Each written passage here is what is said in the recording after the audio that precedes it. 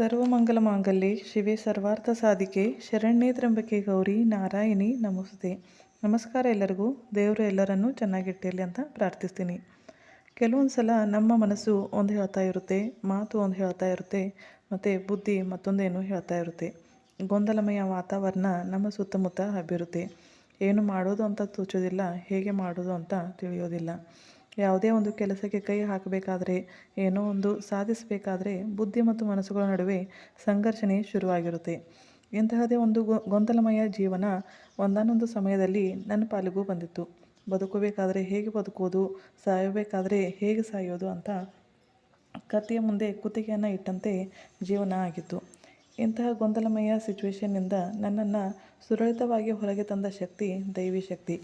ಒಂದು ಕಡೆ ಮನೆಯ ಪರಿಸ್ಥಿತಿ ಚೆನ್ನಾಗಿರಲಿಲ್ಲ, ಇನ್ನೊಂದು ಕಡೆ ನನ್ನ ಶರೀರ ಇದನ್ನೆಲ್ಲ ಸಹಿಸುವಷ್ಟು ಶಕ್ತಿಯನ್ನು ಹೊಂದ್ತಾ ಇರಲಿಲ್ಲ. ಮನಸ್ಸಿನ ತಳಮಳ ಹೇಳೋದಾದರೂ ಯಾರಿಗೆ ಹೇಳೋದು ಅಂತ ಒಳಗಿನ ಒಳಗೆ ಅದನ್ನು ನುಗ್ತಾ ಇರುವಾಗ ಅಂತರಂಗದಲ್ಲಿರುವಂತಹ ಪರಮಾತ್ಮ ಅದನ್ನು ತಿಳಿದುಕೊಂಡ. ದಸರಾದ ದಿನಗಳಿಗೆ ಮೊದಲು ಮನೆಯಲ್ಲಿ ಯಾರ ಮನಸ್ಸಿನ ಸ್ಥಿತಿ ಕೂಡ ಚೆನ್ನಾಗಿರಲಿಲ್ಲ. ನನ್ನ ಮಿಸ್ಟರ್ ಜೀವಿಸುವ ಆಸೆಯನ್ನೇ ಬಿಟ್ಟುಬಿಟ್ಟಿದ್ರು. ಹಾಗೂ ಹೀಗೂ ಅವರನ್ನು ಕನ್ವಿನ್ಸ್ ಮಾಡಲಿಕ್ಕೆ ನಾನು ಪ್ರಯತ್ನನ ಪಡ್ತಾ ಇದ್ದೆ. ಆದರೆ ಒಳಗಿನ ಒಳಗೆ ನಾನು ಛೇದಿಸ್ತಾ ಹೋಗ್ತಾ ಇದ್ದೆ. ಈ ಬಾರಿ ಮೊದಲನೇದಾಗಿ ನಮ್ಮ ಮನೆ ಹತ್ರ ನವರಾತ್ರಿ ಉತ್ಸವವನ್ನು ಪ್ರಾರಂಭ ಮಾಡಿದರು. ಎಲ್ಲ ಹೆಂಗಸರು ದಸರಾಗೆ ಮೊದಲು ಕೋಲಾಟದ ಪ್ರಾಕ್ಟೀಸನ್ನು ಮಾಡತೊಡಗಿದರು. ಡ್ಯಾನ್ಸ್ನಲ್ಲಿ ಎತ್ತಿದ ಕೈ ಆಗಿರೋ ನನ್ನ ಮನಸ್ಸು ಮತ್ತು ಅದರಲ್ಲಿರುವ ತುಂಬಿಕೊಂಡಂತಹ ದುಃಖ ಯಾವುದೇ ಪ್ರಾಕ್ಟೀಸ್ಗೆ ಅಥವಾ ಯಾವುದೇ ಪಾರ್ಟಿಸಿಪೇಟ್ಗೆ ನನ್ನ ಕಳಿಸ್ತಾನೇ ಇರಲಿಲ್ಲ. ನವರಾತ್ರಿಯಲ್ಲಿ 9 ದಿವಸ ಒಂದೊಂದು ಬಣ್ಣದ ಸೀರೆಯನ್ನು ದೇವಿಗೆ ಉಡಿಸೋರು ತಮ್ಮ ತಮ್ಮ ಹೆಸರನ್ನು ನೋಂದಣಿಯನ್ನು ಮಾಡಿದರು. 9 ದಿವಸ ಒಂದೊಂದು ಬಣ್ಣದ ಸೀರೆಯನ್ನು ದೇವಿಗೆ ಉಡಿಸಿ ಅಲಂಕಾರವನ್ನು ಮಾಡ್ತಾರೆ.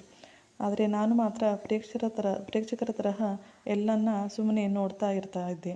ನನ್ನ ಮಿಸ್ಟರ್ ಒಂದು ದಿವಸ ತಾವೇ ಹೇಳಿದರು, ನನ್ನ ಸಲುವಾಗಿ ನೀನು ಪಾರ್ಟಿಸಿಪೇಟ್ ಮಾಡೋದನ್ನು ಬಿಡಬೇಡ, ನೀನು ಡ್ಯಾನ್ಸ್ ಪ್ರಾಕ್ಟೀಸ್ಗೆ ಹೋಗು ಅಂತ ನನಗೆ ರಿಕ್ವೆಸ್ಟನ್ನು ಮಾಡಿಕೊಂಡ್ರು.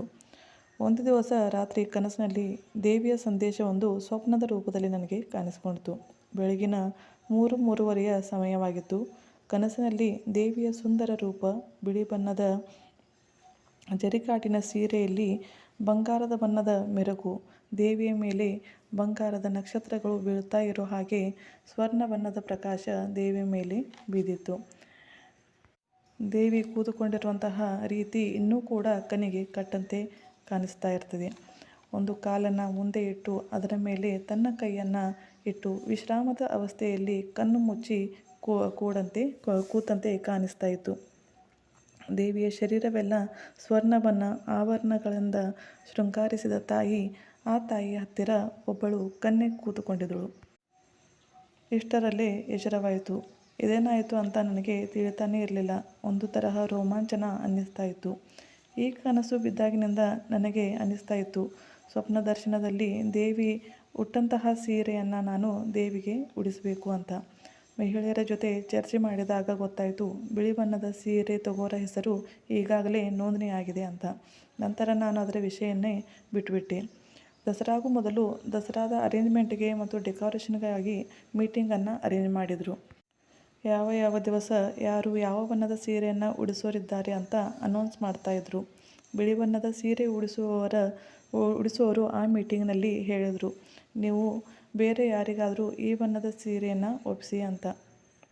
ಯಾವುದೇ ಕಾರಣದಿಂದ ಅವರು ಈ ಸೀರೆಯನ್ನು ಉಡಿಸೋಕ್ಕೆ ತಯಾರಿರಲಿಲ್ಲ. ಅಷ್ಟದರಲ್ಲೂ ನಾನು ಏನೂ ಮಾತಾಡದೆ ಸುಮ್ಮನೆ ಕೂತ್ಕೊಂಡಿದ್ದೆ.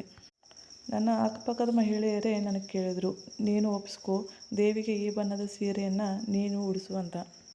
ಇದು ದೇವಿಯ ಆದೇಶನೇ ಇರ್ಬೋದು ಅಂತ ನಾನು ಕೂಡ ಸ್ವೀಕಾರ ಮಾಡಿಕೊಂಡೆ. ದೇವಿ ತನ್ನ ಇಚ್ಛೆಯನ್ನು ಕನಸಿನಲ್ಲಿ ತೋರಿಸಿ ನನ್ನ ಮನಸ್ಸಿನಲ್ಲಿ ಆಸೆಯನ್ನು ಮೂಡಿಸಿ ತಾನೇ ಇಚ್ಛೆಯನ್ನು ಪೂರ್ತಿ ಕೂಡ ಮಾಡಿಕೊಂಡಳು. 3 ತಿಂಗಳಿನಿಂದ ಯಾವ ನೋವು ನಮ್ಮ ಮನೆಯನ್ನು ಕೊರಿತಾ ಇತ್ತೋ, ನವರಾತ್ರಿಯ ಸಂಭ್ರಮದಲ್ಲಿ ಅಮ್ಮನ ಆರಾಧನೆಯಲ್ಲಿ ಆ ಎಲ್ಲ ದುಃಖ ನಷ್ಟವಾಗಿ ಸುಖ ಸಮಾಧಾನದ ವಾತಾವರಣ ಮನೆಯಲ್ಲಿ ತುಂಬಿಕೊಂಡಿತು. ಇದಕ್ಕೆ ಹೇಳ್ತಾರೆ, ನಾವು ಕೈ ಬಿಟ್ಟರೂ ಕೂಡ ದೇವರು ನಮ್ಮ ಕೈಯನ್ನು ಬಿಡೋದಿಲ್ಲ ಅಂತ. ನಾವು ಮಾಡಿದ ಆರಾಧನೆ ಬಡ್ಡಿ ಸಮೇತವಾಗಿ ಫಲವನ್ನು ಕೊಡುತ್ತದೆ. ದೈವಿ ಶಕ್ತಿ ಭಕ್ತಿಯನ್ನು ಬೇಡುತ್ತೆ, ಆಡಂಬರವನ್ನು ಅಲ್ಲ. ಶುದ್ಧ ಮನಸ್ಸಿನಿಂದ ಶರಣು ಹೋಗಿ ನೋಡಿ, ದೇವರ ಚಮತ್ಕಾರವನ್ನು ಅನುಭವ ಪಡೆದು ನೋಡಿ. ಮೈಯಲ್ಲಿ ರೋಮಾಂಚನವನ್ನು ತಂದುಕೊಡುವಂತಹ ಅನುಭವಗಳು ನಿಮಗೆ ಕೂಡ ಕಂಡುಬರುತ್ತವೆ. ಇದಕ್ಕೆ ಹೇಳ್ತೀನಿ, ಭಕ್ತಿ ಮಾಡಿ ನೋಡಿ, ಅನುಭವವನ್ನು ಪಡೆದು ನೋಡಿ ಅಂತ. ಶುಭವಾಗಲಿ. ಬಾಯ್. Take care.